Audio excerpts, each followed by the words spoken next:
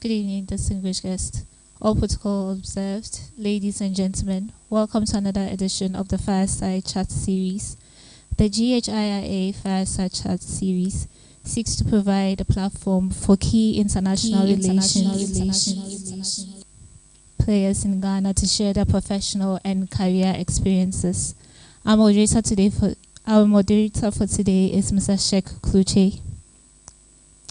Our speaker for today is a high-profile lawyer and politician. As a lawyer, he has held key positions in the Ghana Bar Association. He was once the secretary and later president of the Ghana Bar Association.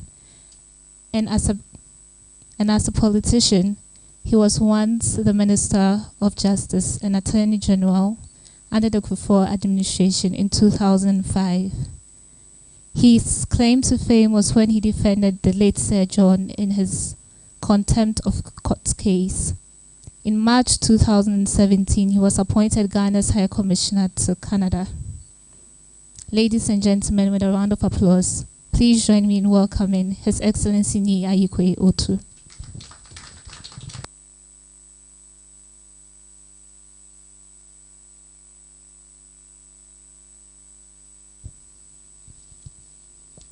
Good evening, ladies and gentlemen.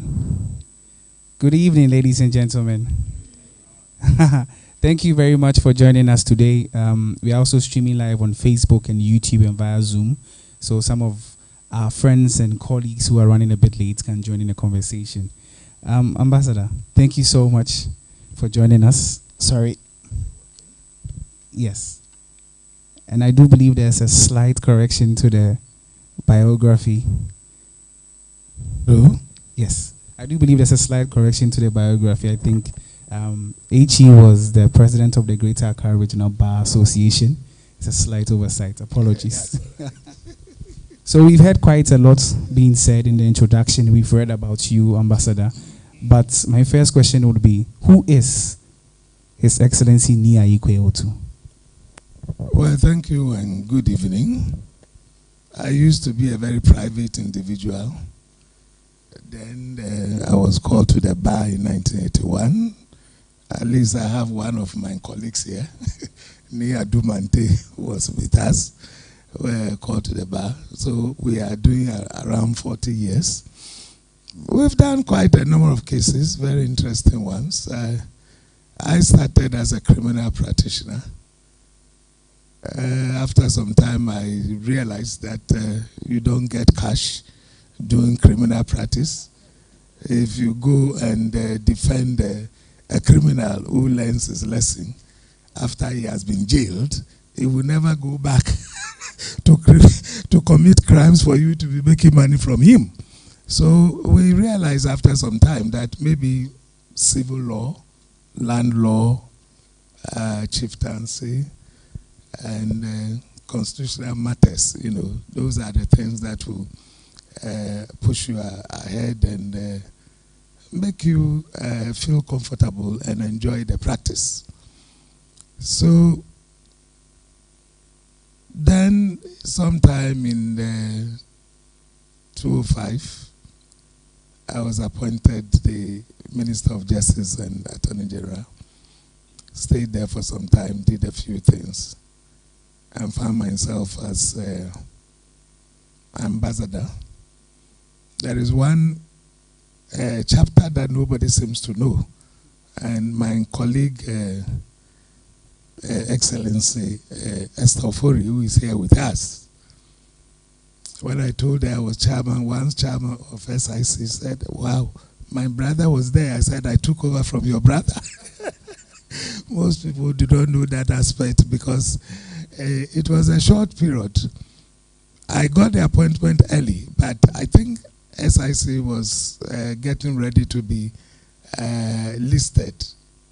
And therefore, it took a very long time for them to finish. By the time we got there, that could be around 2007 or so. Then by 2008, we lost power. And as usual, they will tell you to resign. So they prepared the letters for us, we signed and left office. But that was another interesting chapter, you know, dealing with financial matters. So generally, into 2017, I was appointed to Canada. The first thoughts, looking at the weather and my own issues with my voice and sinuses, said, how am I going to survive in Canada with this cold weather? I don't think I can make it. Because here I could lose my voice sometimes, like it's happening just today. This week I went on ginger chewing spray. Somebody said if you chew ginger and you breathe in deep, you know, it allows the oxygen to flow. So I said, well, let me try it. I went and chewed ginger. Now, after 2 days or so, I realized that I'm losing my voice gradually. But I never experienced that in Canada. The secret being that they believe in clean air. Clean air. You won't find any smoke anywhere. Nobody is burning anything. There's no way any car will be smoking on the road. The air is such that there was no pollution. I never lost my voice. I enjoyed the stay. Now I'm back, and every day there's some pollution, some dust, something, somewhere that we have to contend with. So generally, this is where we are. I used to be private, but now I've been propelled. And as the lady said, as for the Sir John thing, it was a whole ball game. But before then, people had not had lost sight of Kennedy Agyapong's one. You know, Kennedy Agyapong was charged with treason and other offenses for having said something about guns killing Ewes or something somewhere along the line. He was charged. And I had the privilege of going to defend him and to, first of all, look for bail. And you could imagine with treason, many people felt that there was no way he could be granted bail. And I managed to get him bail. In fact, that day they nearly crushed us to death. The whole compound, the Supreme Court, was so full. And when they heard that we had finished the papers, the late Jacob Echabilamte had come with his land documents, and we had finished and were coming out. They decided to rush in. Look at this space in the High Court or Supreme Court building with all the battalion, millions of people outside coming to meet us. They nearly crushed us to death. But when we got out eventually, for the first time I saw a lawyer being carried up in the shoulders with powder being poured on me and all that. You know, that was also very momentous. Just before the, it was later on that we had this Sir John matter. So briefly, this is what I have been going through or have gone through. Wow, thank you very much. I did not know about the Kennedy Agyapong case. I think I will look it up. But before we dive into your time as Attorney General and High Commissioner, I know you are born in Mamprobi. You are a Gamman through and through, but you went to secondary school in Fijai. I want you to tell us about how was it like for you? Okay. I actually went to school in Ebenezer. I remember that in our days, 60s and 70s, people were generally local guys, you know, those whose parents had the necessary contacts were sending them to Cape Coast, like my sister who went to Wesley Girls. But others were all, were quite, you know, Ebenezer Secondary School, Accra High School, Odogono Secondary School, Accra Academy, O'Reilly, you know, we were just local boys. We didn't have any ambition. Well, we didn't really have any ambition, just going to school and playing around, you know. I remember talking about Gonkomo River. I don't know how many people knew about Gonkomi Stream and Gonkomi. We used to play Gonkomi and going to Mango Lai and, you know, all sorts of things. I mean, we were just ordinary guys. In Mamplobi, I remember lawyer Banaman Williams, who lived there, and then Mingle Alute or Alute Mingle, one of them, Ado Mingle was also living in Mamplobi, but it wasn't anything to inspire anybody. This man is a lawyer, that man is a doctor. We're just playing our ball and enjoying life, bold eagles, and going to Alokoto line, going to the beach, you know, watching ball at now we used to call it Agonos Park, which became House of Hope Park and the rest. You know, quite ordinary guys, but with time, you know, we saw the need to maybe back up a bit. So, and most of these schools did not have sit form, you know, so if you realize the need to do better, then you should be looking for a school with a sit form. I was torn between Infansipim and then Achimota. And looking through the requirements, I didn't see government. So, me, I'm a government man, I like government. I don't like history. When they talk about these Mansa Musas and the rest, they don't look real to me. I like it, I like government. So if I can't find government, there's no way I would choose those schools. So at the end of the day, I went to, I chose Fijai, you know, and I had my sit form from there. And it was okay. I think it was the first time I traveled outside Accra.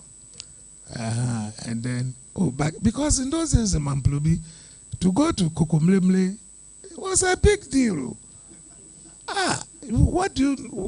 Apart from the stadium, Osu, you know, those days, small boys, we are going to do something at the stadium or the Black Star Square, and we choose to walk. So you use your money to buy Kelly Willy on the way, and then you'll be chatting. And, you know, up to Osu, that is all. And that is either the stadium or the Black Star Square or something, Independence Avenue. Beyond that, we didn't know anywhere, any other place. We just stayed there. It was rather after school that we made friends. And then I realized that almost all my friends were in the east of Accra. I was born generally in the west of Accra. And that is how I ended up going to live in the Spintex Road. At first it was East Legon, everybody is going. Then they started talking about Spintex Road, because I think the lands in the East Legon got finished. So people moved on. So I found myself in the... But that's it. If you ask me, in terms of role model, whether I knew I could become a lawyer or something, even then when we were starting, we were asking ourselves, with all these big lawyers, Kom, Kwashi Aidan, so and so, who will know us? Who will come to us at all? Won't we be struggling? You know, then we started, and it was not like that at all.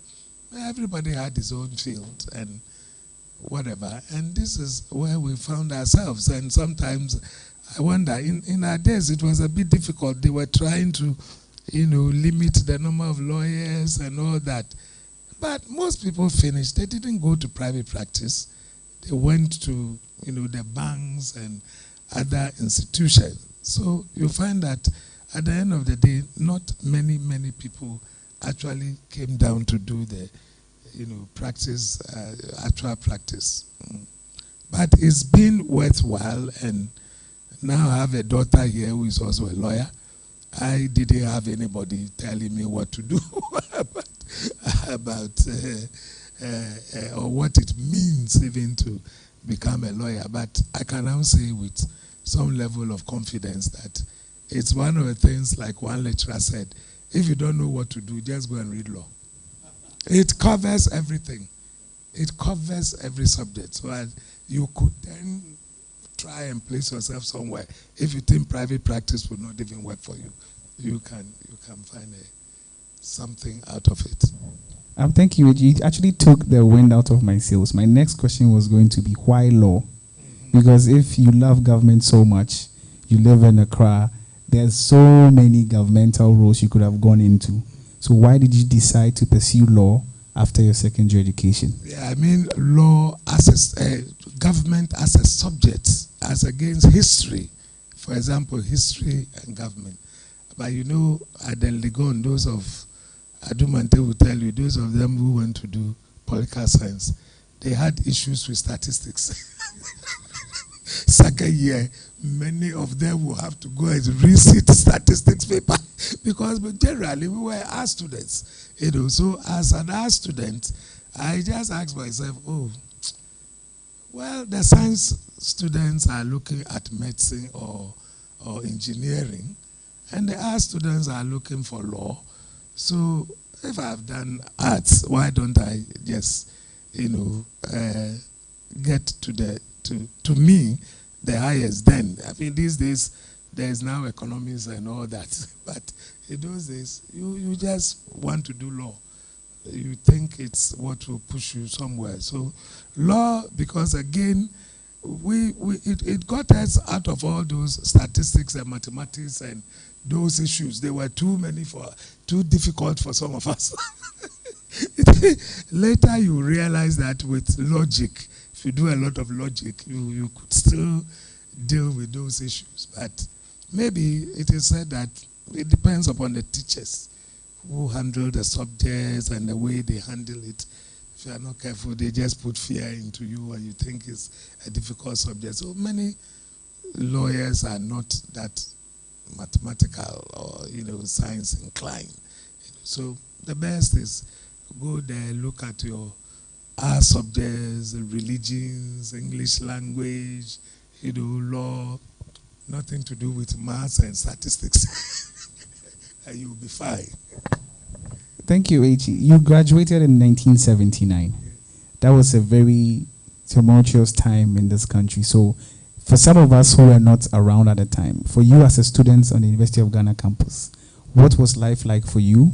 What were some of the high points of your student's life in those years leading up to your passing out in 1979?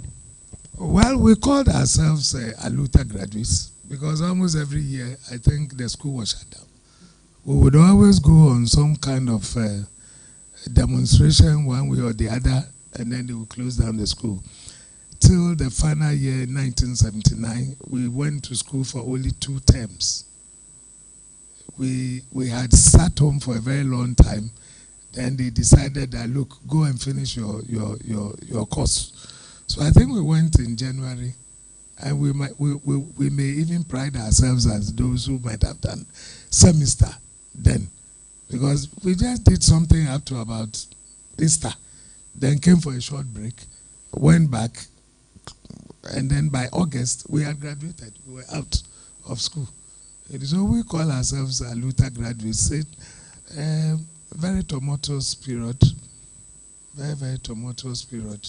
You know, those were getting to the end of Achampon's time, and you know, when the Akufo also took over, and there were a lot of agitation for civilian rule. And before we could say Jack, June 4th was also on our hands, and they came to the campus. Those of you who have gone to, who went to Legon, recall the things that happens at Commonwealth Hall. So they took their vehicles, they drove straight to Commonwealth Hall with the military guys. Before we could say Jack, they were coming down. The boys going on demonstration, following them, you know, Aluta. And generally, it wasn't a bad period in terms of accommodation and feeding. The period was quite okay, at least 2 in a room, not what we had later on of about 8 people, some sleeping on verandas and all kind. No.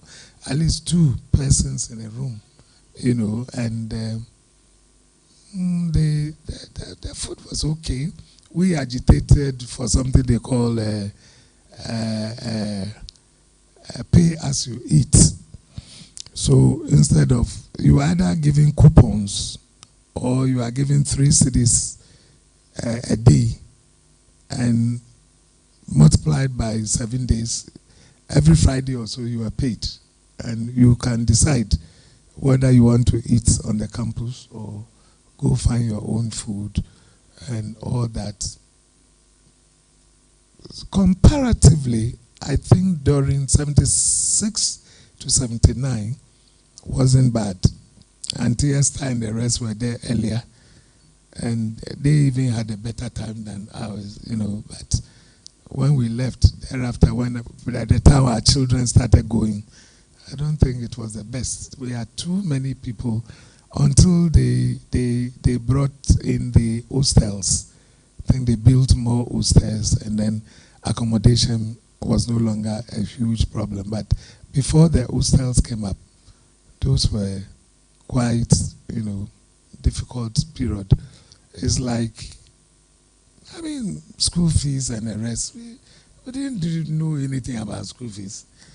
Nobody spoke about school fees, even law school. You just took your academic transcripts and went there. They look at it if you are qualified, and that's it. You are picked. The school fees matters, and no, we didn't know anything about school fees. But we enjoyed life. It was interesting. Indeed, it was no school fees. It was an interesting time. So, H.E., please pardon me. Let's fast forward a bit. So, after qualifying as a lawyer, you joined Adam Few and Associates. You later moved on to found your own law firm. When you got the call from President Kufuor to become Attorney General, Minister of Justice of Ghana, did you have any reservations about taking up the role?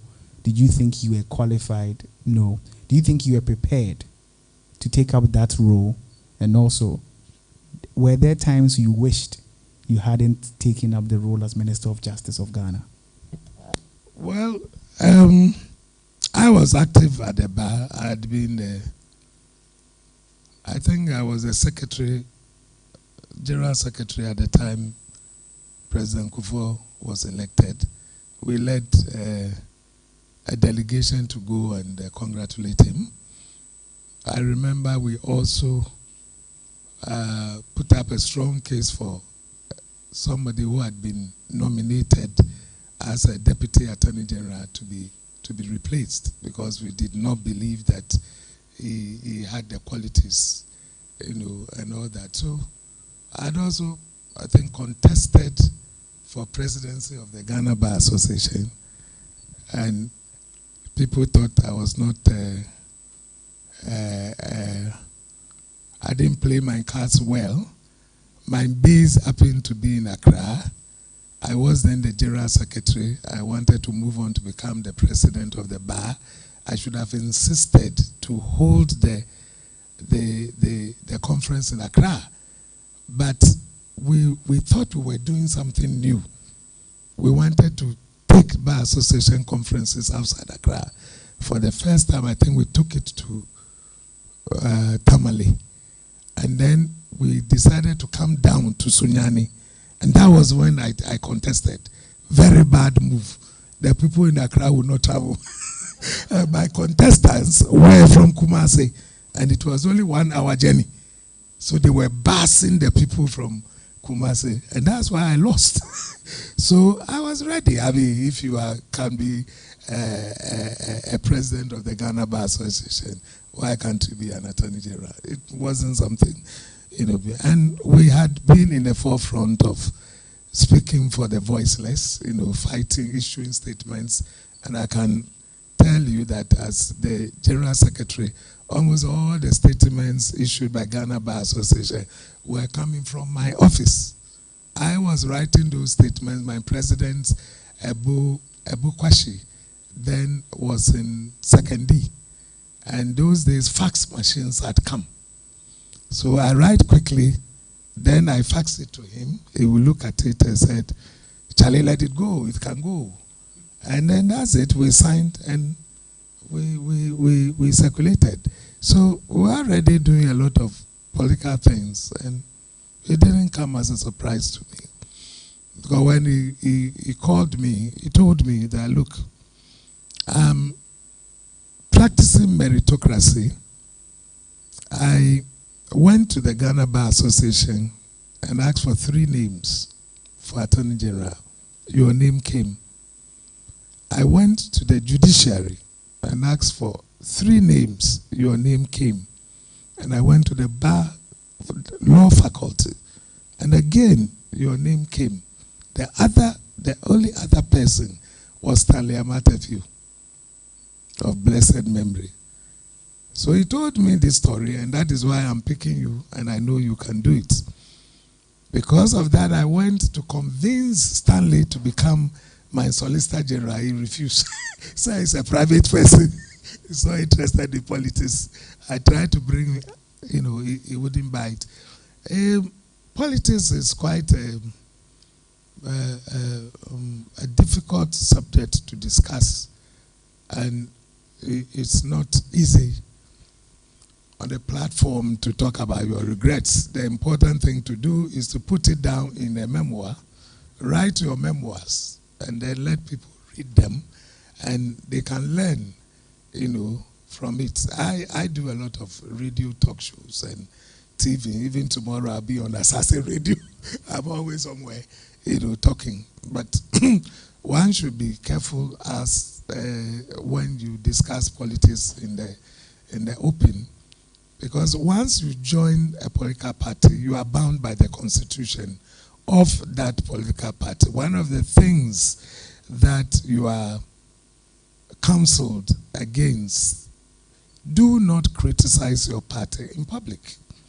If there's anything you want to talk about, try and do it, within the party, So whatever regrets I have should be within the party. So I was ready for it. I did a few things. I don't know whether you want me to talk about it when I got please do. Please talk about the high points of your time as Attorney The first General. thing I noticed was that we're having a lot of judgment debts, arising out of what I call default judgments. So I ask myself, why? You have been sued as the representative of the government, and you just fail to enter appearance. As you fail to enter appearance, somebody goes to take judgment, and there's no effort to even set aside that default judgment, but just look for money and pay. I instituted the policy of signing the appearances myself. Anytime we are sued, government is sued, Attorney General is sued, just prepare the appearance thing and bring it to me and let me sign to stop that. I stopped that effectively because it was most unfortunate. I didn't know why some of those things were happening. I also realized I was spending a lot of money on foreign solicitors. Anytime we were sued outside, we had to go in for foreign solicitors, and the bill was always in pound sterling. And can't we do something about it? Is it because we didn't have the negotiation skills? So I brought the same solicitors to come and lecture, do a seminar for our people, build their capacity in the area of negotiations, let them know what it takes and how to prepare those international agreements so that we will not be found wanting. Then there were a number of international arbitration cases pending, CP, consortium, pioneers, this, that. We put all of them together. I decided to travel to London, go to the arbitration courts, deal with them. Those that we can deal with, dealt with all of them. Those that we could deal with them in Ghana, we did that. I remember, is it Westel or something? There was this black American guy who had brought Westel. He was having difficulties and the rest. We brought him to my office. We sat down with him. were able to negotiate. Government acquired the shares in Western, and that was it. You know, we ended that thing. In those days, this whole idea of Friday wear had also come up, and I noticed that they did not have Friday wear. Others were using their Friday wear, and the Attorney General's Department didn't have it. I introduced Friday wear, and they could also, the ladies especially, put their slit and kaba, you know, on Fridays and put down their suits, you know. I once visited my friend Alan Tremantin at the Ministry of Trade. I noticed that on the floors, he had water dispensing machines on almost all the floors. And so people had water. People were struggling with water. So I introduced water dispensing machines on all the floors. Just get some water to drink, refresh yourself, you know. And, you know, generally, I also encourage them, you know, to go to court and to have the necessary confidence that this is what you have chosen to do. You want to be a lawyer. So what is the point of coming to hide at the Attorney General's Department writing memoirs? Those who are listening to me today will tell you, I was always asked, why do you write memoirs, which are all legal opinions, very things you can go and submit before a judge? Go to court and say the things you are saying. But immediately you give them work, they will write a long memo and bring it to you. Said, can you go to court? Lawyer, please, Honorable, I can't say. Look, we will practice, you will go. You will go. This is the motion, argue it before me. I'll be the judge, now argue, go on. And so I encourage them to the extent that even those who were doing the drafting, you know, thought because they were doing drafting, they had nothing to do with advocacy. I told them, look, when we go to court, what do we go to do? We are always going to interpret the law. You are those who write the laws, and you claim you understand the law, and you know the meaning of the words. You should be the people rather going to explain to the judge the meaning of this act, the meaning of this section. You will go. So when people visited my secretariat, you found a number of lawyers, everybody carrying something under their armpit, the file, court docket, coming to discuss with me. I've always run this open door policy. You know, say they will come, we look at it, I direct them, do this, do that. Say, Honorable, because of what you have said, I'm going to court. I'll come and give you the, you know, the feedback the following day. And it worked. About a month or so ago, one who had become a judge called me and said, look, I saw your daughter in court, and when she mentioned the name, I said, are you related to this gentleman? Give me the number. I want to call him. And I called, he said, look, I'm calling to thank you for the things you did. You encourage us to go to court, to find our level. And I realized I could even become a judge. So I joined the bench. And he's now on the High Court bench, you know. It's not like he's starting somewhere else, but he's a Superior Court judge, you know.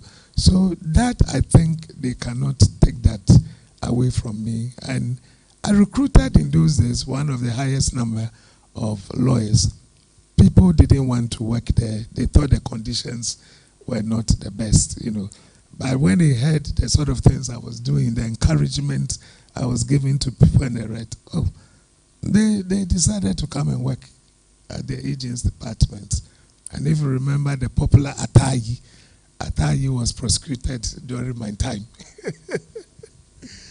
So we did a few things. I hope it didn't cause too much trouble for you being a gaman. No, not necessarily.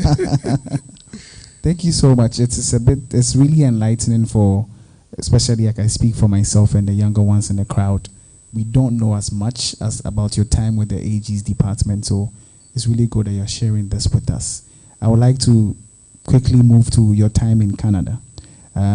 If you could touch briefly on why you accepted to go, because you are well aware that when your political party that you are affiliated with comes to power, there's a lot you can do in country, and even having served on the SIC board, there's a lot you could have done on many other boards. Why did you agree to go, And I have heard a lot of reviews about your open door policy in Canada. So I'm interested to hear about your work with the Commonwealth of Learning, your work with the LC Initiative, and also some of your work with the President's trade shows in Canada. Why did you agree to go to Canada in the first place?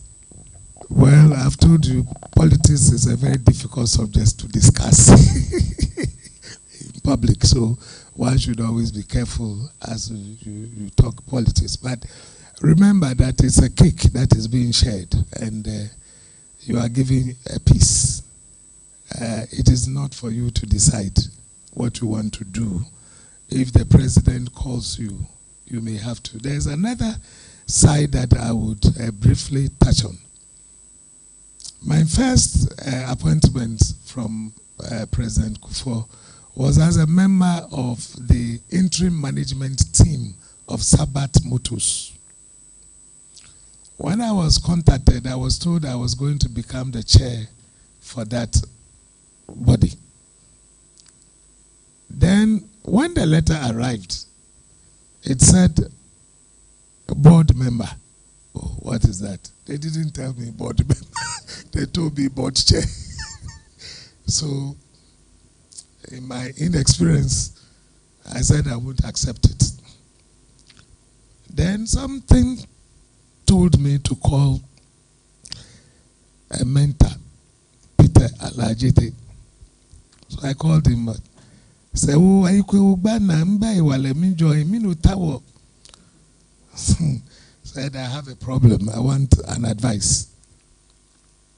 I was told about chairperson. Now I'm being told a member of that board. I don't want to say, hey, cafe naka mistake here.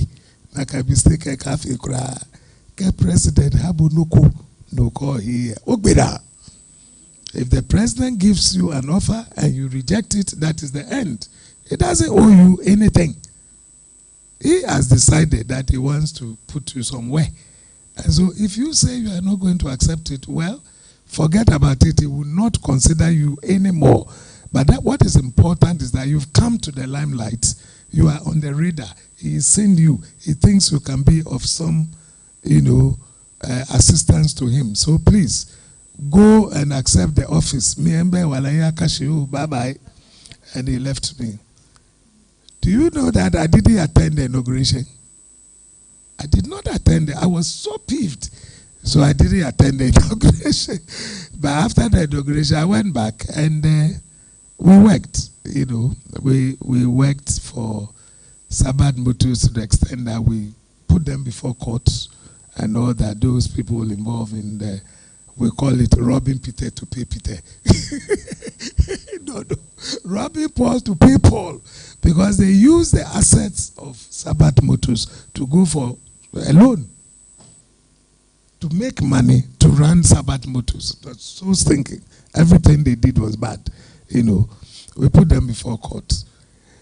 So that is the advice I'll give if there are any younger people here, that if the president says that he thinks that he wants to push you to the position of an ambassador and you have other ideas, then of course you can go and form your own party, run, win an election, and then decide what you want to be.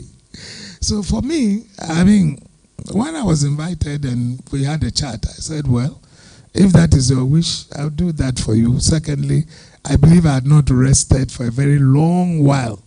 I've been working very hard since I came back from the Attorney General's office till that time. I had not had any rest. And I said, well, why don't I just go? Second, again, now with emails and internet services and what else, what do you lose? You can work from wherever you are. Today we are working from home. And it's like wherever you find yourself. So I decided to go. I generally am a little officious, if you like. I like to find out what is happening. After school, one of the things I wanted to do actually was to enter the military. I thought it was something that a closed thing, only a few people can go to military. I wouldn't mind going to the military to find out what they do there, you know. So what do ambassadors do? If they want me to become an ambassador, I had no training in anything called diplomacy. But I would like to take it up and improve my CV and all that. So I accepted it, and I didn't regret it. Like you said, I ran the open door policy. My mobile number was everywhere. Anybody could call me. And so it made a lot of difference. And when I was going, I mean, when they were doing the farewell, you know, people really were down that I was leaving, because here is somebody you can always call at any time, you know, and I will not sleep early, you know. So they could call me any time of the day and we can have a chat. And I try to solve their problems for them. By the time I got there, they've taken off this website, what they call Contact Us, because the communication between the diaspora and the office was not the best in their view. They were having too many problems. I said, no, bring it out, bring it back. Rather know what their issues are. You were sent there to go and solve their problems. So to run away from them would not be, to me, would not be worth anything. So bring it back, let them call. And people could call my own number, say that, well, we called the office, we didn't hear, nobody picked, so I'm calling, what's the problem? And then we discuss. You know, sometimes they even threaten me. You know, you see, you sitting there, those of you sitting there misbehaving, and we are paying you with the government funds. My sister will tell you what we go through there, you know, but you try to, you know, calm yourself, you know, just say, Aleha Monile. He doesn't know what he's talking about. So if you want to help, meanwhile, every month, monies or our salaries come from Ghana. They don't use monies there to pay us. You know, government pays us and determines the foreign exchange rate and all that should be used to pay us. They don't pay us, but they believe that it is their monies that are used to pay, and so we should be serving them, running around 24 hours. We should be at their beck and call as if we don't have anything. But because of my open door policy, which I did at the agents department, where any lawyer could just take a file, come and sit with me, have a chat, I introduced the same thing there. And I think it's something that I would recommend, that let the people come and say their say to you, so that you know their problems and then see their point of need and see how you can assist them, you know, solve the problem. Like when we're doing the, you know, is it trying to bring those who were caught in the COVID lockdown, you know, how to bring them to Ghana. It was not easy, you know, because we had to go through the Ministry of Foreign Affairs, deal with the Ghana Airport Company, deal with the various, you know, aircraft, or what do you call, airline companies, try to, you know, find out how much they want to take, because it's like a one-way trip, you know. You are sending people. Do you know whether you can cover your costs, and how do you go about it? It's all a matter of negotiations. And so people could call, you ask them to register, you know, who to see, how to get them their tickets. And we did about 3 or 4 trips and evacuated a lot of them, you know, quietly. And the LC initiative, yes, this is something that the Canadians wanted to do in collaboration with African countries. Ghana was chosen for military and Zambia for police. And we met severally and tried to fashion out, you know, how we could assist in the initiative. For the Commonwealth of Learning, they usually would do training, for Commonwealth countries. So I had the opportunity of talking to them and getting them, putting them in touch with COVID and TV, is it TVET, and those things, if they can give them some training, and once or twice they were here to assist. But remember that you have to be paying what you call your contribution. The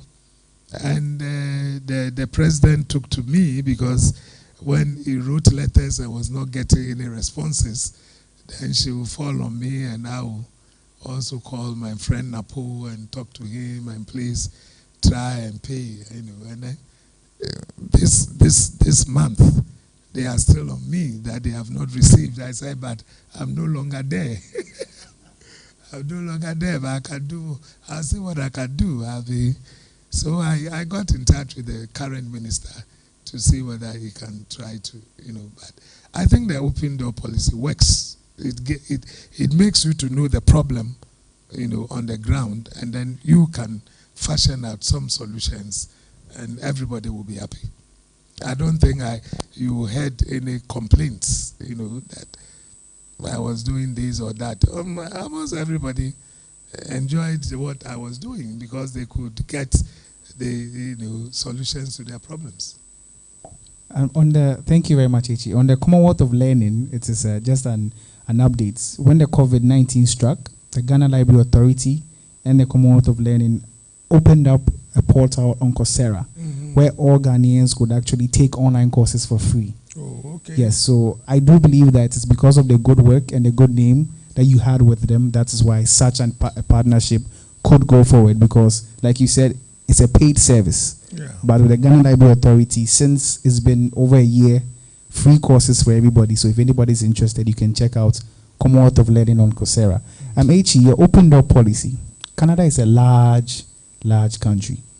And I do know that you helped set up 2 or even more honorary consuls. How is that in terms of Ghana's diplomatic footprint? Is the honorary consul program very effective? Is it a way to engage our diaspora? Because like you said, the diasporans want to engage, but with the embassy in Ottawa or the High Commission in Ottawa and somebody lives very far away, my geography is not that good, but maybe Newfoundland or British Columbia, and the honorary consul system, do you think is something that Ghana as a country should take up and have a lot more honorary consuls to engage in the more remote areas of the continent? Oh, sure. For a country like Canada, I think it's about the second largest country, The thing is that they don't rather have any huge population. It's just about 35 million. What is more, the northern parts, are more covered with snow and extreme weathers of 6 months of darkness and 6 months of light. That's the northern territories and the rest. You don't have many people, what they call the Eskimos, but they want to be referred to as the Inuits. They don't want to be called Eskimos. Those are the people who stay there. So most of the population is down, as we come down to maybe Northwest Territories, Yellowknife, and then Edmonton, Calgary, Toronto, Quebec. Those are the huge areas, and the large number of Ghanaians, you will find them in Toronto and Quebec, especially those who speak French in the Quebec territories. It will interest you to know that you can travel within Canada by air, and still from Ottawa to one other place you could spend 6.5 to 7 hours. So Canada is one country where we don't have concurrent accreditations. It's of no use. The country itself is so large that you would not finish traveling around, let alone go outside and do what we call concurrent accreditation. Is of no use to you. But because of the open door policy, trying to meet them, I did quite a lot of travels. We were lucky that they had what we call the Northern Tour, which is organized by the Global Affairs, the equivalent of Foreign Affairs here. They do something they call the Northern Territories. And they will take you on a Northern Tour to introduce you to all those places. For the first time in my life, you get to a place, the sun is on, and the sun continues to be on, and the sun is on till 6 a.m., and the sun is, wow! So you have to force and sleep. And the kind of curtains, you know, they've done their own things, you know, to block the sunshine, so that at least you wouldn't know that the sun is on. And you stay there, and then you are introduced to the other side of the 6 months of darkness, you know, where it's only lights, you put on only the, you know, room lights. That is what you can use to see your way about.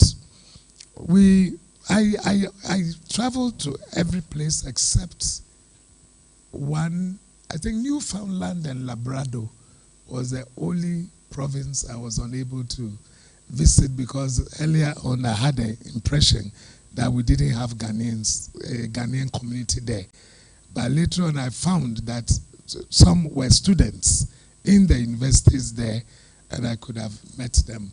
So I traveled very, very wide in Canada. And as you rightly pointed out, if you need to travel nearly 7 hours by air, then how do you expect a person looking for visa to come by road, to come and apply for visa? It doesn't make sense. So they have to rely on the post office, you know, postal services, which are quite reliable with what they call tracking, you know. So you post it and you know where it has reached, whether it has been delivered and all that. It worked well, you know. But with honorary consuls, these are people who will be within the community. So that if you have one in a place like British Columbia, you know, you have Vancouver, you have somebody stationed there, you can do a lot of work. And then you have Western Canada, Edmonton, Calgary, with concurrent accreditations to Manitoba and Saskatchewan and the rest. You save them a lot of travel time. But one should not take it for granted that you can easily get the authorization to appoint honorary consuls. My sister would tell you, she also had concurrent accreditation, and she had to be traveling to other places. And whether she was able to get it, it's some, I don't know how to explain it, but talking among ourselves, you know that everybody may want to get more honorary consuls appointed to bring down the pressure. But sometimes the difficulty is that clearance takes so long, you know. You want to know who you want to appoint, so you want to check the background of the individual, and then these come down as usual, you know. Like any other political appointment, your background will be checked anyway, you know, and that takes quite a long time to do. I was lucky. I did 3. I was able to replace the one in Vancouver who had retired after 4 or 5 years of service, and got 2 for Manitoba, Saskatchewan, Calgary, and Edmonton, which is very good. It's a very good thing. If you ask any ambassador or high commissioner, he will tell you that you need those things, because there's so much pressure for. And let me share this with you. People, the diaspora community that you see, you might think that because they hold Canadian passports or other passports, they are not interested in Ghana at all. They rather believe they like Ghana more than you do. they will tell you that it's only for convenience sake that they have gone for those passports. So everything that happens in Ghana, they are interested in it, to the extent of trying to find out how you could get them their visas, because they are holding foreign passports. There's no way they can travel, except for those who have what we call the dual citizenship. With the card, when they come here, they can walk through. You know, but if you don't have it and you have a Canadian, then you have to get even visa on arrival if you are lucky, or no plane would even carry you to Ghana. It says we don't have a visa, so we don't allow you to go. So it's a good thing that you have honorary consulates around, so they can help the diaspora people with their visa applications and other consular services. Thank you, Echi. My next question is about diaspora engagement and feedback, because I know there was some discussion about the Canadian pensions funds, and it's been sent back to Ghana. I know COVID put a break to that, but my major question is, how did you engage the diaspora to get that feedback into the sort of services that you provided? Well, this one is a little complex. If you have the opportunity to engage with the diaspora, especially those who live in the West, you know, there is a tendency to think that we've squandered opportunities back home. There's too much corruption, nothing gets done, that they come here and then they are cheated. Everybody is asking them something on the way. You know, they have a lot of reservations. And therefore, getting them to put their resources here, it's like I always tell them that, look, we talk of your remittances, but ask yourself, where do your remittances go? You are putting up a house in Ghana, and you bring money to put up a house. It's a private house. What about a bond, a government bond, a diaspora bond, that you buy into that bond, then you give the money to Ghana to use for a specific project. You are talking about dualization of the roads. So we put up a diaspora bond, you buy into the bond, you say, let us use this money to dualize Accra, Kumasi, Accra, Sekondi, Accra, Takoradi, Accra, whatever, you know, Cape Coast and the rest. That, to me, we will feel it more than when you bring the money for your private business, but just that it is hard currency that government will make use of. So that discussion is a bit, you know, involving. You need to convince them more, to the extent that some of them think that even if we started a diaspora bond, they want to be put on the board. Some of them should be put on the board to make sure that the money is being, you know, used properly. But what we are looking at is a bank like MBO, the Bank of Montreal, BMO, you know, which has a lot of pension funds, and they would want to invest. And so we were trying to get them. We worked through their deputy managing director, Scott Bryson, you know, to see if he could get some of these things down here. We did a few of the talks here and there. The missions, trade missions, you know, for the president himself to talk to them.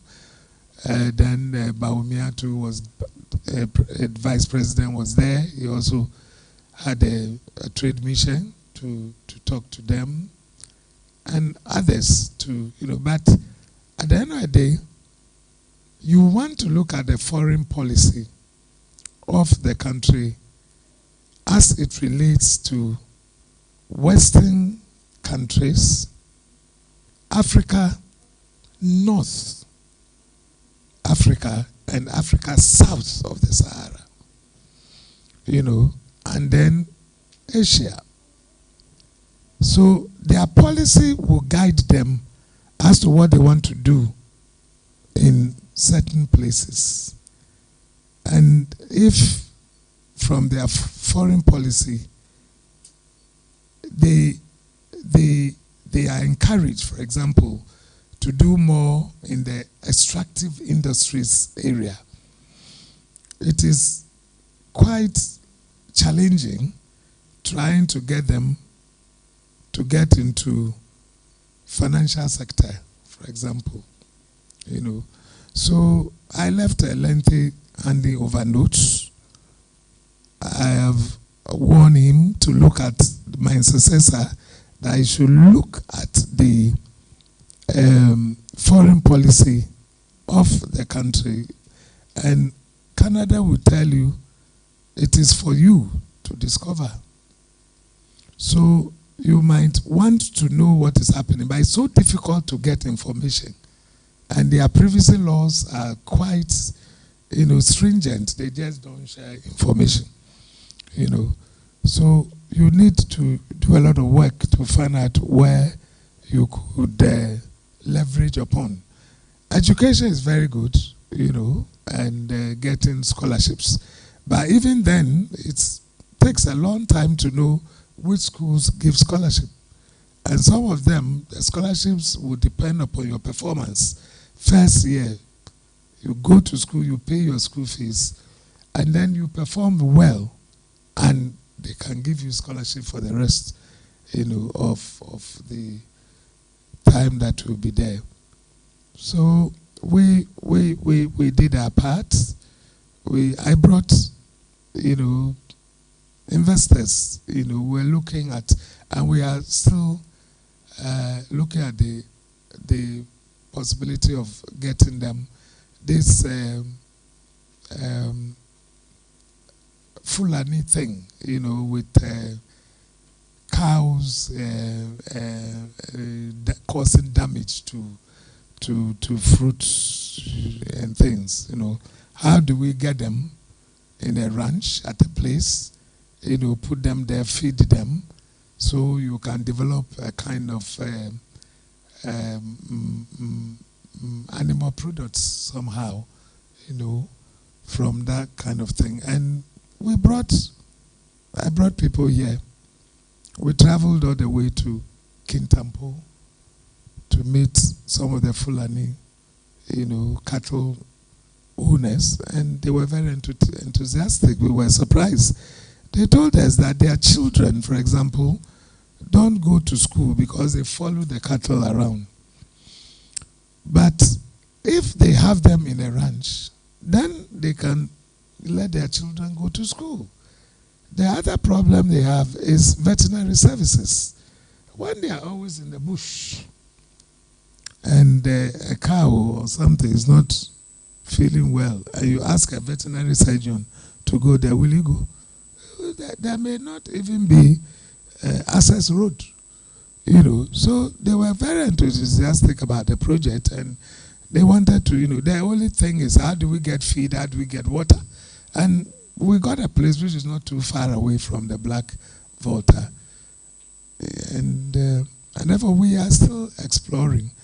And these are people who came from Edmonton, those parts. They have a lot of animal. They rear a lot of animal, and animal husbandry is huge. When you visit their farms and see how cow milk is produced, you'll be surprised, And then what they call tracking of animals, to the extent that when somebody feeds on and contaminated meat or so, they should be able to track it to the farm where that animal came from and all that. So we've played our part. We still hope that the new Ambassador or High Commissioner will continue, and we are still also available with our open door policy to assist. Thank you, H.E. I've been signaled that I'm hoarding the time, except keeping you all to myself. So I'll open the floor for 3 questions in-house. I know there are some questions from the Facebook stream and the YouTube stream. So, but H.E., I'll come back again about the MMDCs who came to Toronto, and then also touch briefly on Casa Preco in Canada. But before my questions, if we could just take a few questions in the building and then Facebook. So does anyone have a question for His Excellency AYIKOI OTOO? Or I should take my time? I should take it. What about the Facebook? Do you have it? Oh, okay.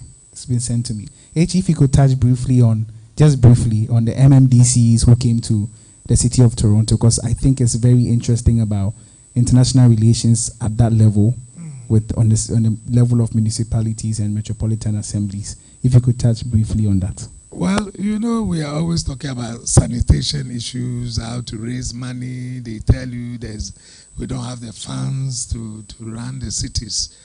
So I also know that they are interested in the capacity building. You know, it's something that you can always get them to do. Trading people, finding some funds to assist and all that. So I met them and decided that we should run a program for the MMDCs across the country. We started from Accra, then moved on to Western region, then Kumasi. I think one other person came from Brong-Ahafo. And I think, Doctor, you were a beneficiary. Doctor was also a beneficiary. Dr. Lamte was a beneficiary. He can share his views and experiences with you better than I can do. But, you know, with my open door policy, I actually took part in all the seminars and all the sessions. I was going with them. Those who found their way in my car, I drove them. I took them, we went to, and it's quite interesting because you get the other side of the coin. I mean, the issue about, for example, property rates, you know, these things are paid through the bank. I think what they said was that they have standing orders. You know, everybody has a standing order, tells the bank that every month just take so much from our account, go and give to the, you know, municipal assembly. So there is no issue about how to raise the money. And with that money, you can also give them service. But yeah, is it the chicken and the egg which came first? They want you to give them road. They want you to give them salubrious conditions. And yet you ask them to pay, give you some rate, and they don't want to pay. And some tell you, why should I pay when I don't have a gutter?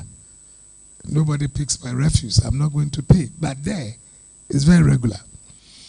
I was talking to somebody today that the whole idea of land ownership in Ghana and the chieftaincy thing, if you find your way out there and you see the way estates, buildings are put up, you wonder whether we are doing the right thing by allowing people to go find their own land and go and build. And nobody does that there. Although if you want to go to the rural areas and to live in your own cottage and do your own thing, that's a different matter. But you have estate developers. The land is given to the estate developers. They develop the land, they put in all the amenities. Here, when I worked at Lands Commission, I remember the planners saying that our problem is that development goes ahead of planning. There, the planning is ahead of development. So if you need a gutter, you need a street, you need telephone lines, you need internet connectivities, whatever, they will all be put in place before you go and build your house, even if you what they call a service plot.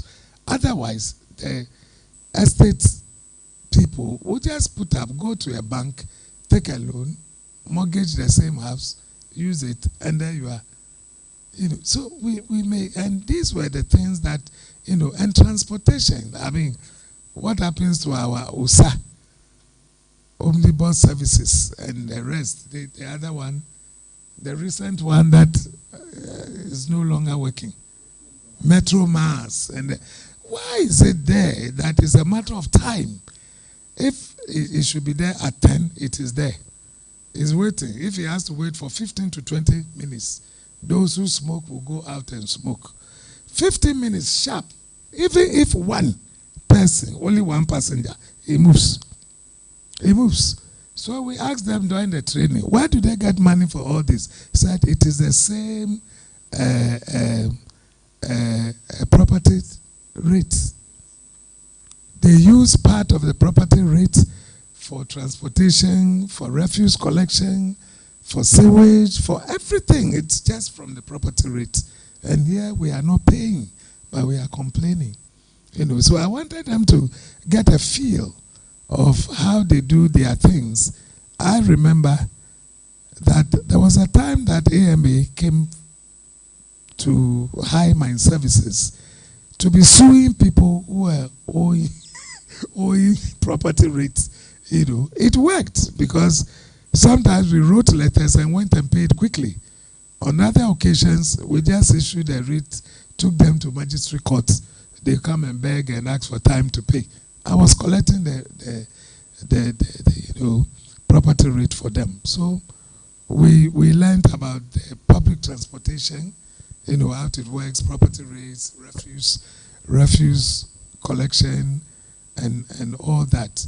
They have the same laws like ours. How many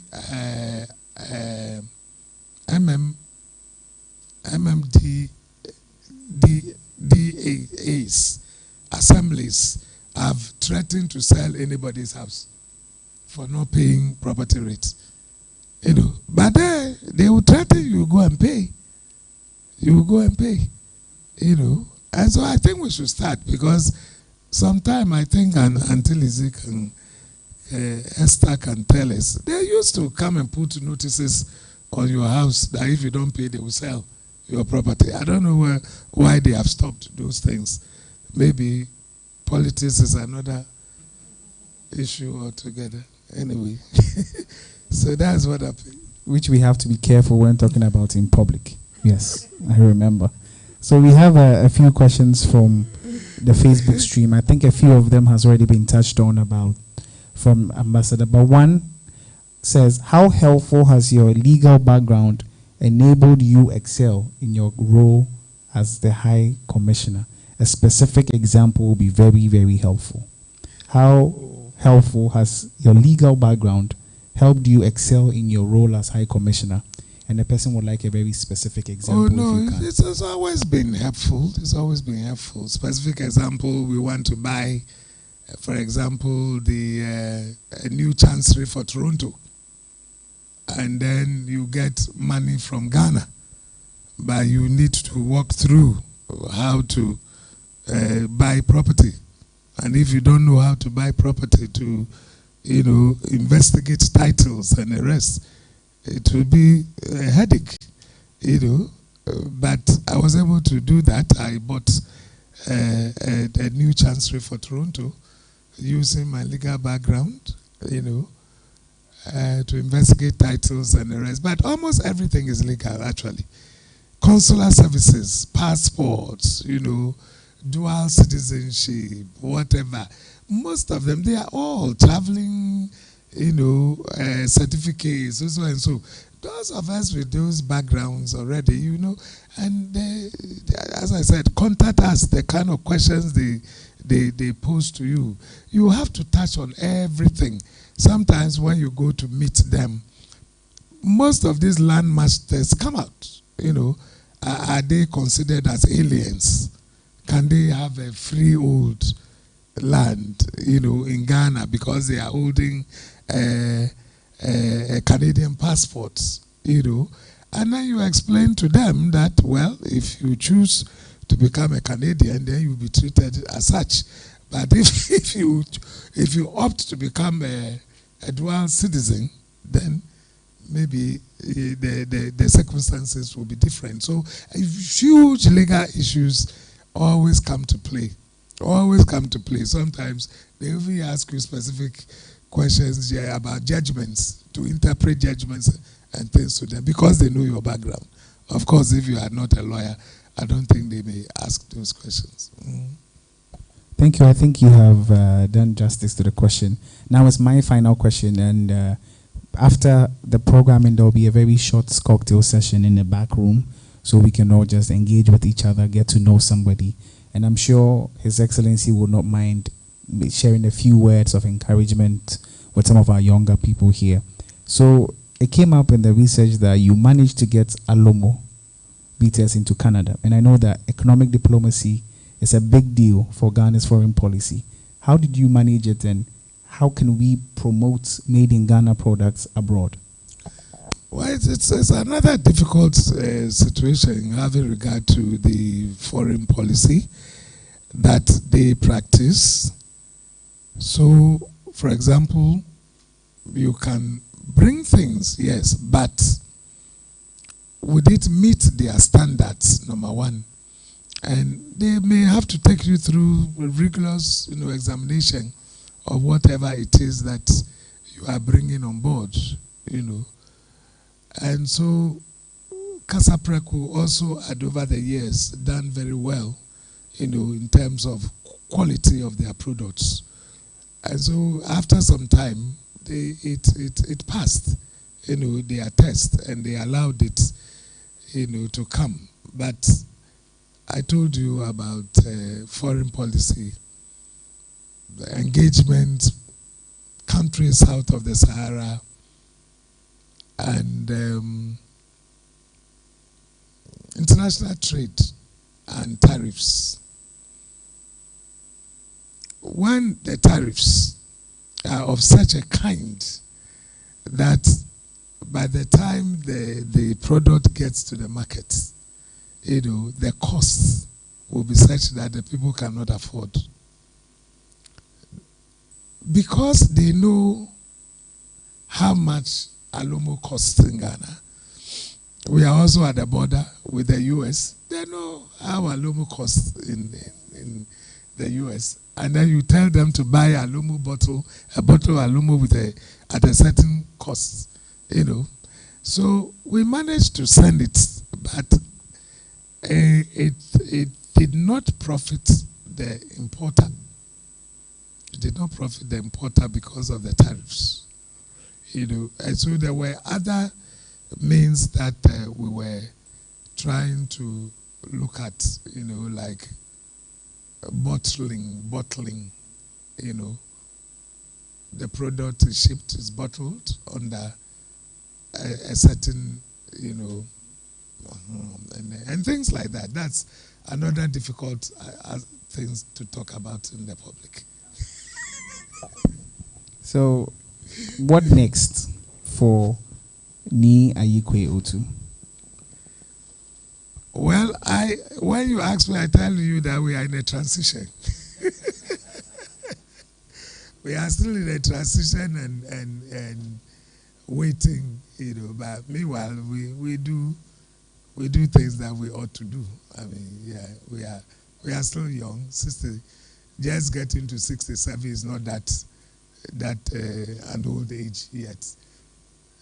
So we are in a period of transition. So let's wait and see. Let's wait and see. I think that's a very good note to end today's conversation on. Thank you very much, H.E. I would like to invite... Oh, sorry. A question? Finally. Okay, a question from the room. I think that's Emanuela. Right? Yes.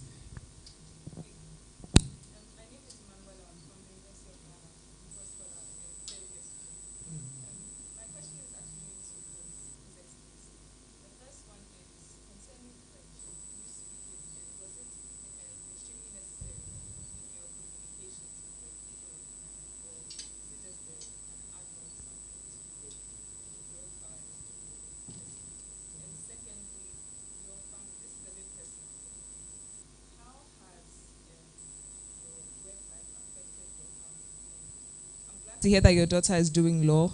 In shaping her and talking to your family as well, how have your relations and your work experiences affected your family and your relationship with your family? Thank you. Canada has 2 official languages, English and French. So no one is under any obligation to go and speak French if you don't understand carve a chop. Buy a deep crowd. So it was never a hindrance to the work. No. They understand it. That is why they say they have 2 official languages. So you can speak it. I try to gather a few of them, you know. You know, when we learned English at the university, we were told that no language is difficult. A language is unfamiliar. You are not familiar with the language. So once you become familiar, everywhere you go, somebody is welcoming you and saying something in French. You get used to that particular thing that he says, you know, or saying bye-bye to you and something. So we picked a few of them. And these days too, you know, there are quite a number of machines that you can use to translate for you. Yeah, so I got some. You can just put it there. It will be reading. They are still in my drawer here. So that is never a problem. As for children, it's a different kettle of fish. How old are you? What you wish your children would do will not be necessarily what they want to do. Their perspectives of life may be completely different from yours. And so it's quite a difficult thing to think that because you are this, so your children will be that.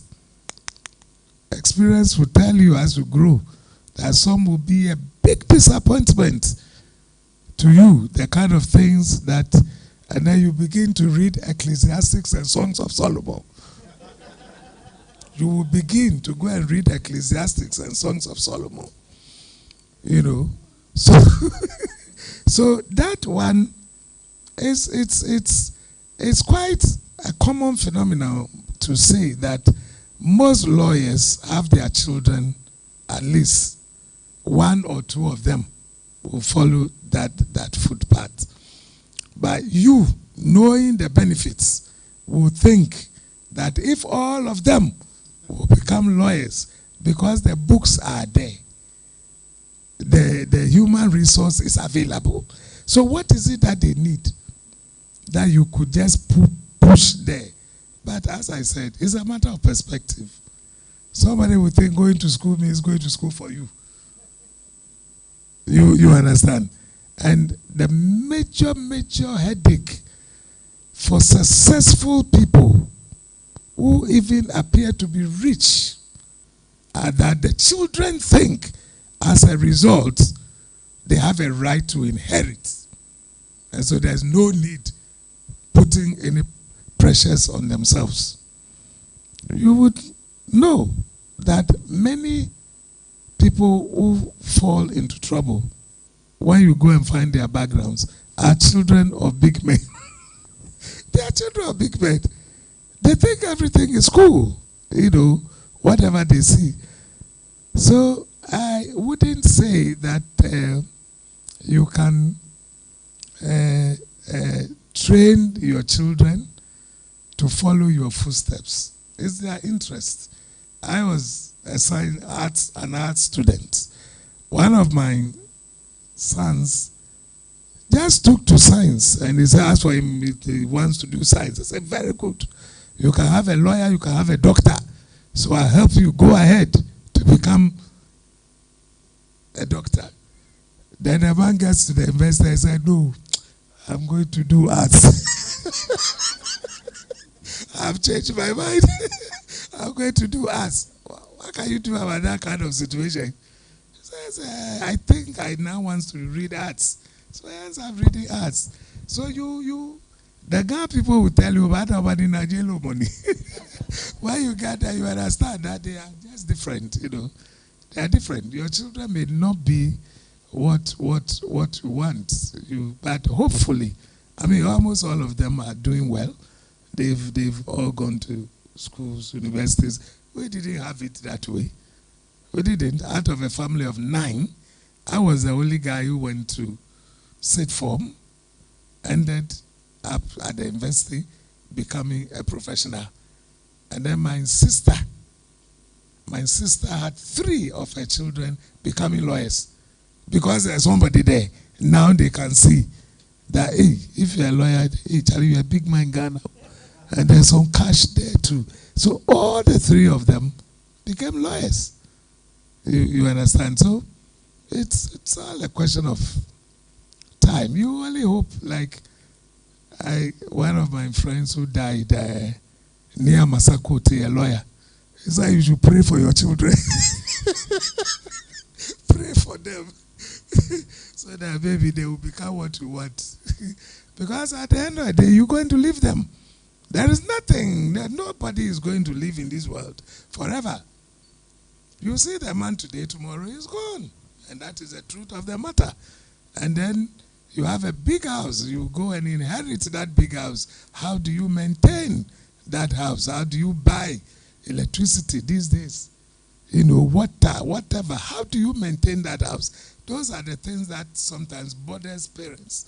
That, yes, I can leave it, but can you maintain it if you don't follow my footsteps and be careful? So my daughter is here. She is the one behind the lady. So she is practicing the law. Mm-hmm. Thank you. Yes, I'm Kweku Aprekwe Japong, and my question feeds into your response to her question, where you made mention of Canada speaking both English and French. Do you think, having regard to the fact that Ghana is surrounded by Francophone-speaking countries and there are about 144 million French-speaking Africans on the continent, it is imperative that Ghana pursues a sort of bilingual language policy where English and French are taught side by side? Do you think it will be in the country's best interest? Yes, it's a topic that we have discussed over and over and over. Look, it is not difficult, but I don't know whether we have the teachers. We all went to school, primary school, Saito. We spoke Ghana. In fact, we thought vernacular meant Ghana. Don't speak vernacular. So vernacular means Ghana. You understand? But with time, they taught us all the ABCDs and the rest. We put 2-letter words, in, go on, O and O and E. At the end of the day, we are able to speak English. So where do we start the French training? That is where I find the difficulty. If you don't start early to introduce the children, by the time they get to secondary school, they might have, not have a solid foundation. So if you go to a school where teachers just resign by heart, so you get a French teacher first term, second term there's no French teacher. How would you learn any French? How would you learn any French? So my solution, because it came up there, why are we not able to speak French? And all the French ambassadors can speak English. But we don't try at all. So I think we should start from the basics. And do we have the teachers? If we do have them, let them start. Primary, just like we started learning English and gradually we have become perfect speakers of the language. We can do the same thing, very fluent, if we start early. What do you think?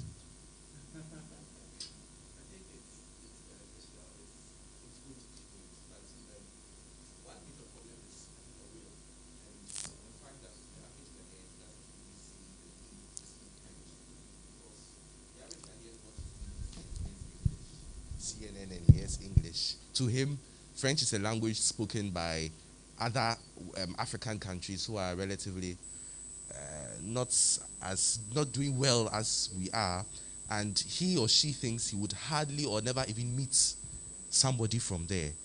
So I think that's the problem. And it's true, the French teachers, I remember growing up, they used to lash us a lot. So we used to get angry if you can't conjugate your être. So I'm sure that's also a problem. I see the point you are making, but if it's a policy that we want to teach English and French, it will work. Oh, doctor, you are the people who do the research. I think so. I can't remember.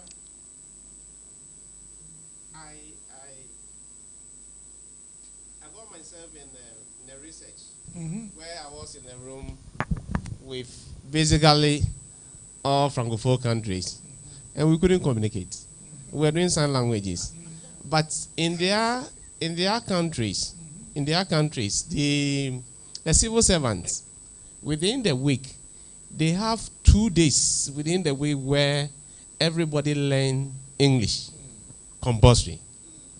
So if it's Tuesday, 2 to 3 o'clock, everybody, teachers go there and teach them English.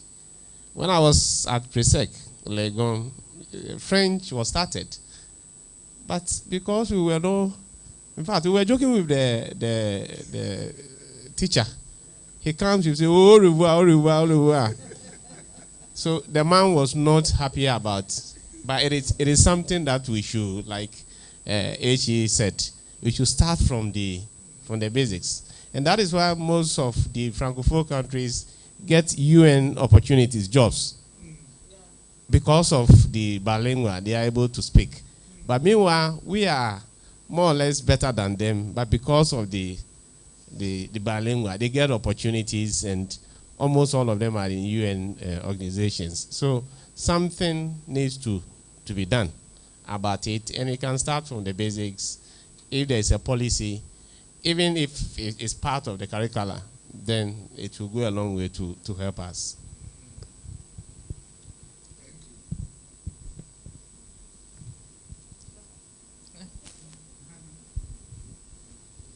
Thank you very much. My name is Samuel Mensah Obimpe, social commentator. A quick one on the issue of we doing our packaging well and then the branding.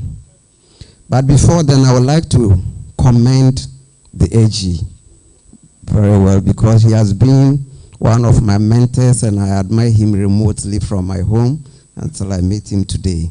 He's one of such a character that if we have a lot of them in Ghana, politics will be attractive. I've never heard anything negative being spoken about him in the airwaves, because he spiced his arguments politically, legally, with some level of humor. And even when he's arguing in the law courts and what have you, you realize he always make himself so attractive to the opposite side. And to that, I recommend him a lot to a lot of the youth to look up to him. My question now is on how best he could bring his huge experience as an ambassador, a high commissioner, to bear on our ability to package well, now that he's back home, to at least engage some of these businesses and educate them on the need to brand our products very well, to meet the international standards. Because I remember the president spoke at the 6th March Independence Day on how we can even export akpeteshie. They like it so much, but the packaging, the branding is so poor.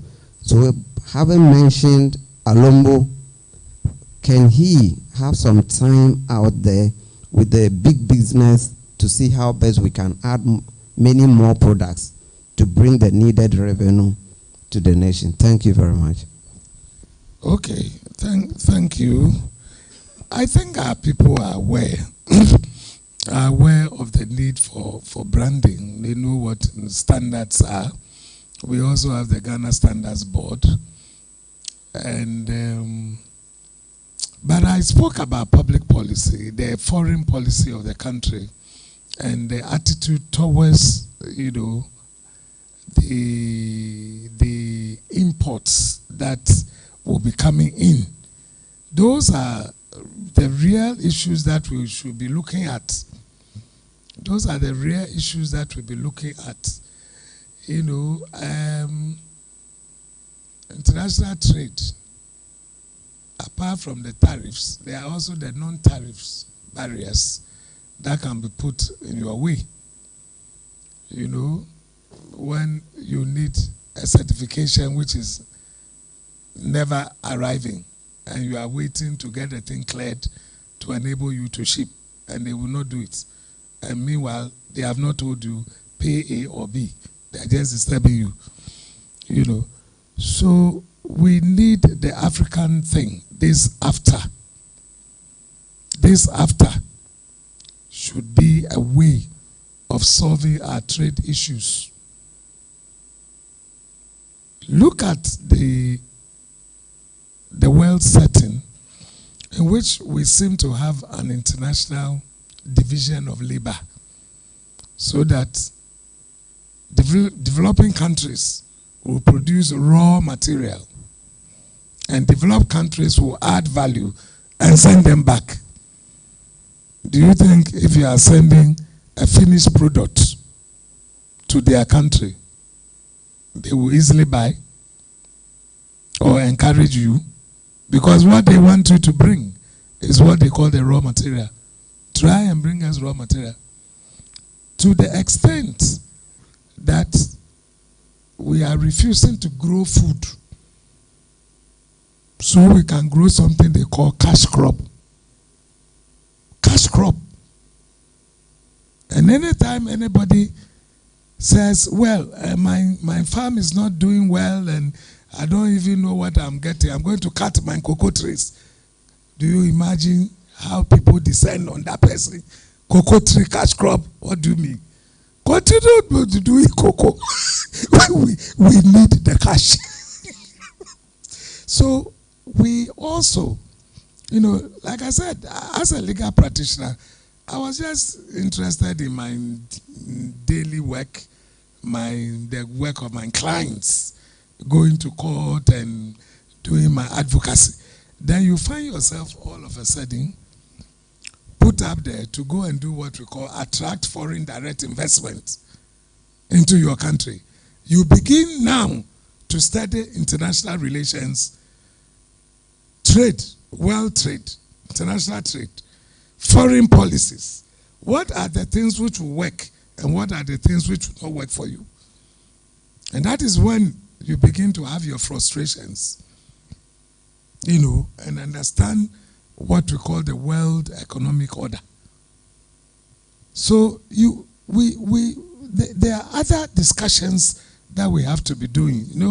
Was it this week or last week we were on GH1, talking about how to leverage on our natural resources to develop our country, and we're looking at some of these difficulties that you might not have heard anything about phytosanitary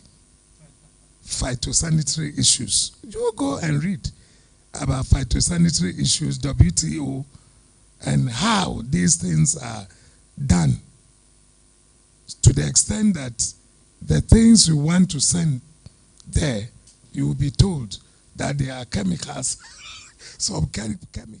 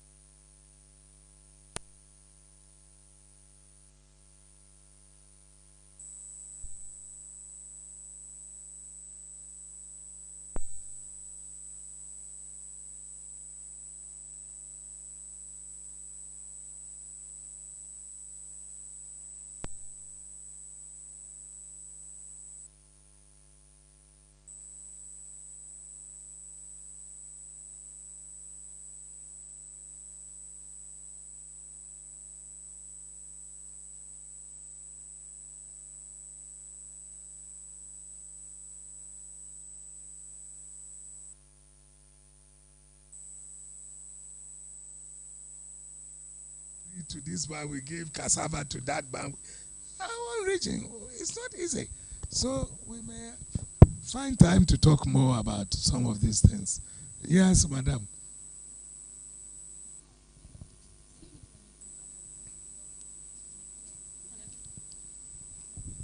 Yeah, I was very impressed to hear about your open door policy. You seem very lively and very welcoming. And I'm pretty sure one of the reasons why you performed in every position you were handed was because you were not only teaching people, but you were learning from them. Now, in relation to the AFTA and probably almost every project we have tried to implement in Africa, don't you think one of the reasons why we end up with paperwork most of the time is because of the gap that has been created between the leaders and then the people at the bottom? Because, for instance, last week I was listening to a seminar on the AFTA, and you could realize that almost all the participants had intelligible things to say, but then you realize it's not communicated to the secretariat, it doesn't get that far. And it's because I think the people at the bottom are not, the people at the top probably haven't opened their doors to certain people to come and help, like to bring in ideas. Do you think that is the major problem, or the mode in which we are in is okay? Well, I like your commendation of the open door policies. To me, it's not a bad policy. Everybody could make use of that. Some believe that when you begin to relate to your juniors, to your subordinates, then the familiarity, as they say, breeds contempt. And so they want to step back a bit, to try and, show who the boss is, So it's a personal thing, because I don't have those inhibitions, and I don't really mind. I believe that my interaction with you will not let you, take advantage to misbehave towards me, But some believe that no. Said no for me. Let him stay at his, I can go to office and they need a car to go and drop something, and the official cars are not available. I get down from my car and say, "Oh, Honorable H.E." Say, "Oh, take driver, go." Is it my personal car? The car was given to me for, work. And they need to work. And there are no vehicles available. And say, "Hey, Honorable or H.E., the former H.E., his car. You don't go there." But even when I traveled, I told them the car is available. If my wife has nowhere to go, please make use of the car. Get the work done. So it's how they feel about themselves, maybe, but I wouldn't say that generally is because they don't get information. It may be more than that. We're trying to promote intra-African trade, something that we have all spoken about, and we know it is necessary, but we've not done it over the years. Remember, there was a time in this country where you want to talk to somebody in France, or Togo, you may have to book something to France before they will connect you, before you can talk to somebody in Togo and the rest. The system that we inherited, is not the best. And we all must do something about it to promote the trade between ourselves, and make money trading among ourselves. If you look at the percentage of trade among African countries, how much is it in terms of percentage? Less than 20% or so. Meanwhile, we always want to send our raw materials there, and we think we are trading.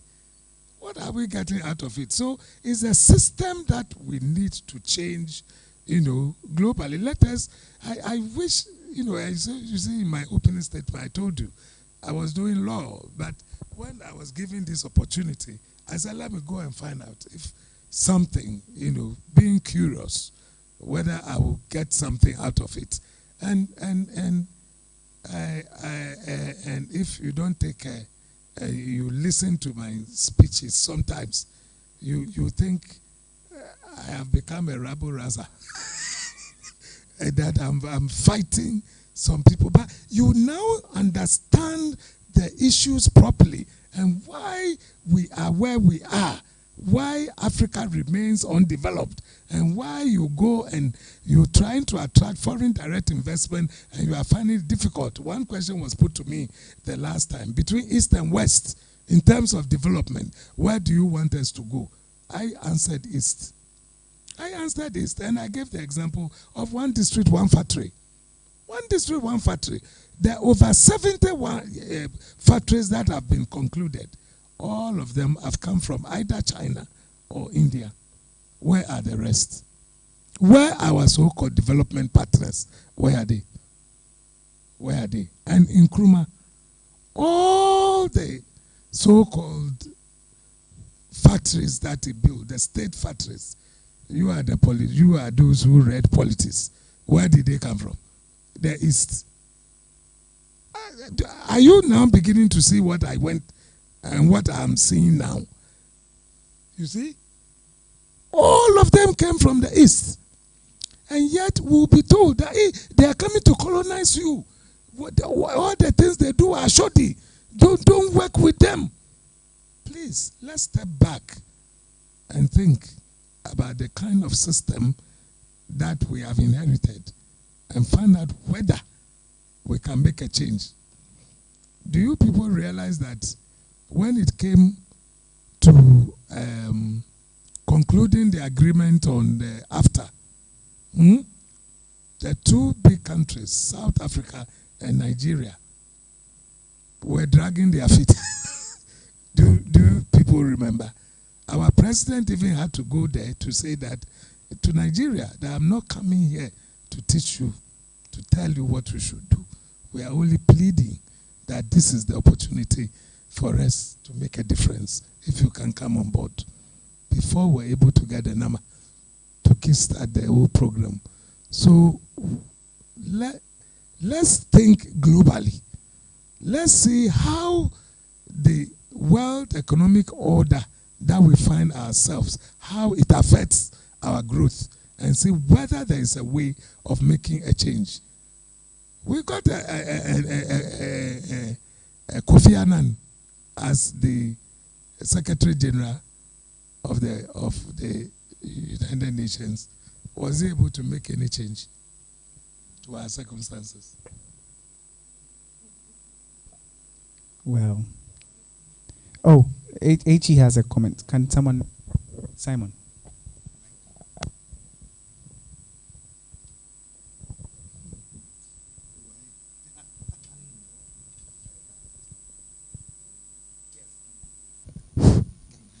Sorry, I just want to make a small point on the issue of the French language. I think it doesn't have to be postponed any further. If you are outside, you realize how handicapped we are from this part of the world, especially Ghana. The French people who surround us, Togo, Cote d'Ivoire, and Burkina Faso, in any circumstance, they can speak some English, but we can't. And it's all because of the way we have changed the curriculum of the schools. I remember when we were going to school, French was compulsory from Form 1 to Form 3. You had to do French. So you left, and then after Form 3 became an elective. So you left with some knowledge of French. And even if you remember, we had West African radio where French was only spoken on radio. Then we also had French by television in Ghana here, so that you could at 6:30, I think, you could do 1 hour of French. Somehow all these things just disappeared.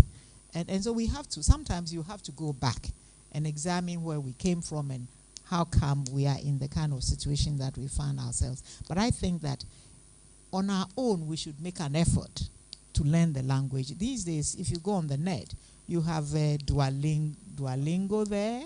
You know, you have all kinds of things there which can make you learn the French easier. Then on the issue of open door policy, I think it's a management style, and every manager has to learn to develop their own style. But as you are growing, as the young people are coming up, you've got to build some confidence, because I think sometimes it's lack of confidence also that makes people tend to close their doors. I believe in the open door policy, and one of the things that I tell my secretaries all the time is that you don't determine whom I see. I determine whom I see. So don't tell anybody I'm not available. Just let me know that somebody's looking for me. It's up to me to say, I don't want to see you at this time. So it's very important that as you come along, you've got to define what type of management style you want. And there are several types of management styles. I mean, if you look at the people from the English would not address anybody by first name. But the Americans, South Africans, a messenger can call you John. It doesn't really spoil anything. What's in a name anyway? You know, it's what you do that is important. And I think that even if you have an open door policy and at the same time you manage it in such a way that all your subordinates will defer to you, you know, which is what people are afraid of. And then the other little point is that I see people use the term High Commissioner, Ambassador interchangeably. And I think that people should just know that when we talk of the High Commissioners, they belong to the Commonwealth. And then the ambassadors are, you know, but this is just the same term, but that tells you where the person is serving. Once you hear that the person is a High Commissioner, you know that he's in a Commonwealth country. So basically that's it. But we'll have time to chat again. Thank you.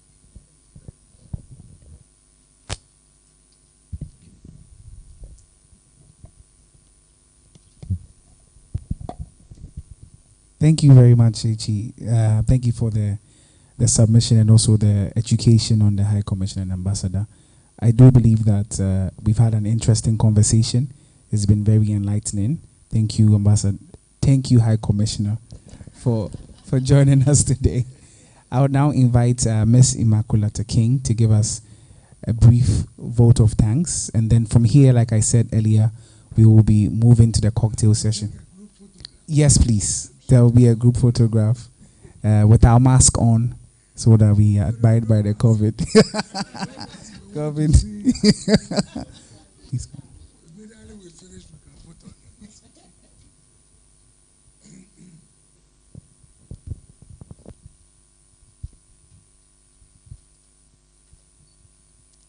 His Excellency AYIKOI OTOO, our most valued guest, members of the Institute, ladies and gentlemen.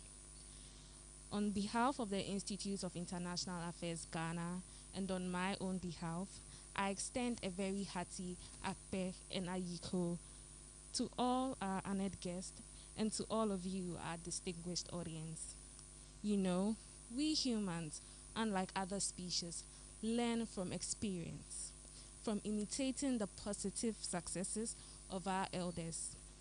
In that regard, speaking as a young international relations professional, we have learned so much from a true colossus on the global space. Thank you so much, sir.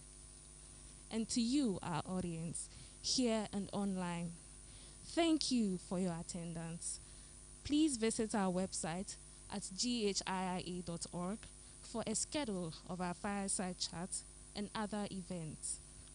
I am happy to also inform you that membership at the Institute is now open. Visit ghiia.org/membership and please follow the prompts to become a member. Immediately after my remarks, we will please have the photo call followed by refreshments. So please bear with us and follow the directions. Once more, please join me to say thank you to our guests and to all of you, and have a good evening. Thank you. Thank you very much, Ms. King. Thank you very much, Echi.